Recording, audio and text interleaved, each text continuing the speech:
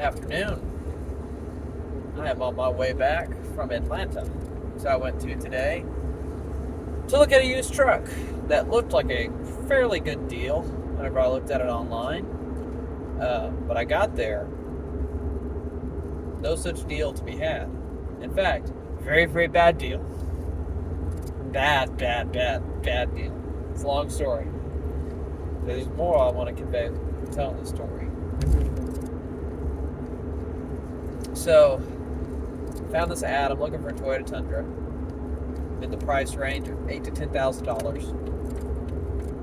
And for $8,000 to $10,000, you can find it if you are willing to shop around a little bit and maybe willing to go with something in the maybe just a little more than 200,000 miles. You can find a really, really nice Toyota Tundra. 200,000 miles on a Tundra is nothing. I know multiple people who have Tundras with the original motor and transmission with over 450,000. I know multiple people with that. One of my old jobs, we had one that was just barely under 500,000, still ran like a top, and it had just barely under 500,000. It had no major repairs over the lifetime of the vehicle other than a radiator at one point. And so, 200,000 miles for a Tundra, you can find some really good deals. So I found one. I was going to look at it. It's 4-wheel drive, 202,000 miles. Looked real clean in the pictures. Like, okay, this is a fair deal. Go look at it. And so I get there, and immediately the truck was not as advertised. And the dealership was like super sketchy. Like, I did not feel comfortable as soon as I got there. And all the guys were foreign, which is fine. I don't care. But they were all speaking another language. They all spoke English, but they wouldn't speak to me. They'd speak to each other in English and this other language. And if I asked them a question, they'd respond in English. But it was strange. It was strange. And so the guy who owned it, he came out, and we were talking, and they pull up the vehicle. It had been on another lot, and they bring it over. And immediately, like, this truck is not what was advertised. And the tires, great tread, dry rotted bad, real bad dry rot. And so I'm like, okay, well, first things first, that's a problem. That's gonna be at least $1,000 for a decent set of tires on a truck like this. For a decent set, you're probably gonna spend $1,500 for a really good set. So I keep looking around, crawl under the truck. The frame is in decent shape. It's got some bad surface rust, but nothing major. But everything that wasn't a drivetrain member or frame member under the truck, horrible rust. Like, you could put your finger through the bands that hold the gas tank up. I did. I put my thumb through it. Just like went straight through. Bad rust. This is a Southern truck, or was advertised as so. Southern trucks don't do that. Especially one that's only like 15 years old. It should not be that bad. Not even. I guess, yeah, probably right about 15. But Southern trucks should not be like that bad rust. I've never seen a Southern truck with that bad rust that didn't sit in a mud bog for years. So the interior was okay. Not as good as it looked in the pictures. And the buttons for the power seat were just gone. Okay, so you go, I go pop the hood, look at engine bay, and immediately, oil all over. Oil is like dried oil residue all over the engine bay. Pull the motor cover off. The valve cover gasket on the right cylinder head is missing a bolt and has one that's like broke off in the head. I'm like, well, that's over $1,000 repair right there because the bolt's broken off. If it was just missing one, it wouldn't be that bad. Valve cover jobs aren't that expensive, but to have a bolt extracted, you're talking about over $1,000 repair right there. I take the dipstick out. Oil looks real good. Safe range. Wipe it, put it back in, take it out, and there's nothing. Wipe it, put it in, take it out. Nothing. Not the first drop. Wipe it, put it in again, take it out. No oil at all. Truck was bone dry. Not even touching the very tip of the dipstick. So the guy comes over and is like, dude, there's no oil in this truck. And he looks at it, he said, there's oil. He checks it, and he pulls it back out, and there's nothing. He wipes it, checks it, nothing. He calls his guys over, change the oil, put some oil in it so he can go test drive it.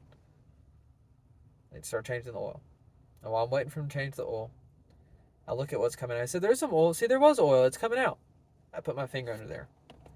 Get some of that oil on my finger and look at it. That's why my hands are nasty. from all the oil that was in the engine bay from the valve cover gasket, just leaking like a sieve. And that oil was blood red coming out of it. At first, I thought the guy had like pulled the transmission plug by mistake.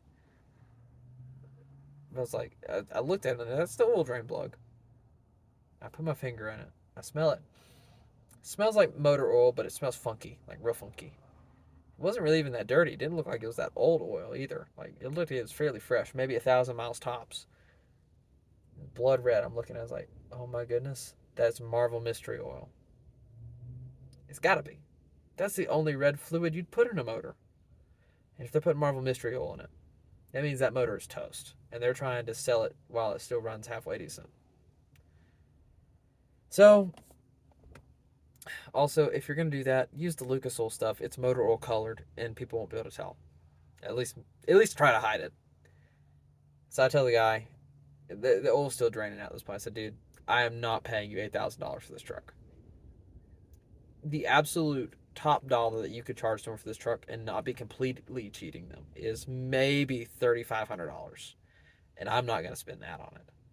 This truck needs immediately like $3,000 worth of stuff done to it. I forgot to mention that the windows had residue from where they had been taped closed. And one of the bumpers was held on with Velcro. And the tailgate fell off whenever I opened it. It was paint all in the bed where somebody had spilled a gallon of paint and didn't clean it up. Lots of little minor stuff. The black glass, on a Tundra, like the black back window, most trucks have a little slider. Well, on a Tundra, the whole back glass goes down. It had been glued shut. It had silicone. It looked awful. The truck looked like it had been keyed 4 or 5 times. I said, dude, you're not going to get more than $3,500 for this truck. He said, I can't go that low. I said, well, good day. You wasted my time. So the moral of the story here is watch out for the wolves in sheep's clothing.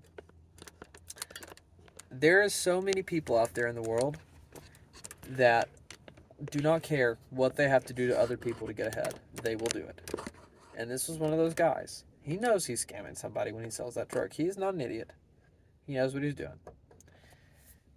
I didn't even hear the truck run. I didn't crank it. I walked. I knew it was a bad deal.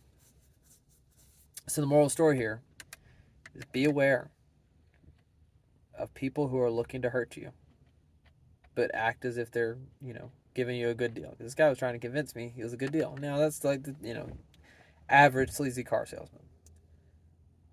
Be on the watch. And not just for people.